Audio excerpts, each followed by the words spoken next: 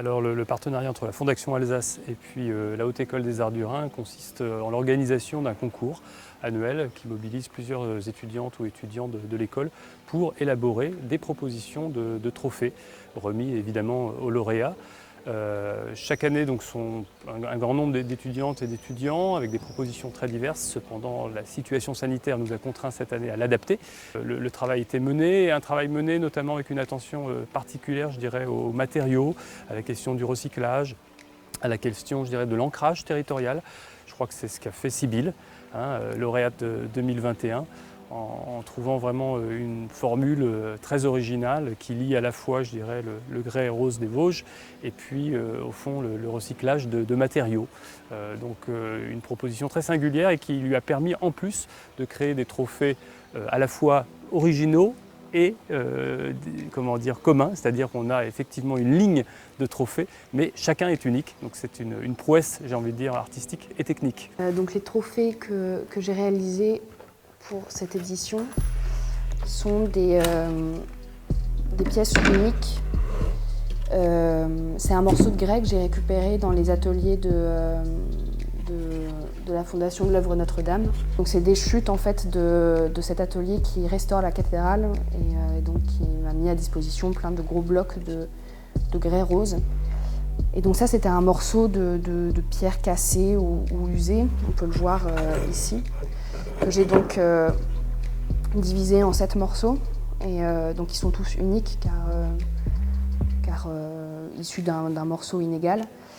Et en fait ce sont des morceaux de grès rose dans lesquels j'ai taillé une fente et dans lesquels il y a un morceau de bois ajusté, alors avec le numéro de série et la date, et puis ici marqué au fer il y a le logo de la Fondation. Et en fait, c'est une espèce de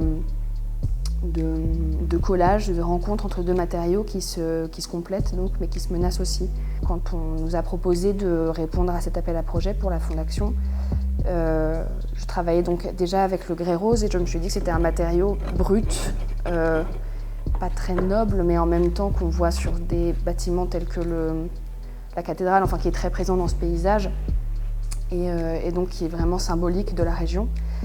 Et j'avais envie de parler de cette durabilité de la pierre, du côté donc solide et un peu immuable, et pourtant qui peut être menacé, qui peut être facilement détruit par quelque chose d'aussi tendre que du sapin de Palette, qui est vraiment pour le coup un matériau disposable qu'on jette très facilement, qui a une temporalité complètement autre.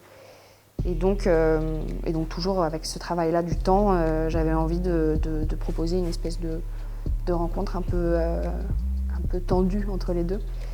Et donc voilà, donc cette rencontre entre la nature profonde de notre paysage, donc ce grès qui habite nos sols, et le sapin qui vient aussi, qu'on produit beaucoup ici aussi dans la région, mais qui n'a pas du tout la même force ou la même place dans nos imaginaires. Et donc parler de ces rapports-là au temps et à notre échelle aussi.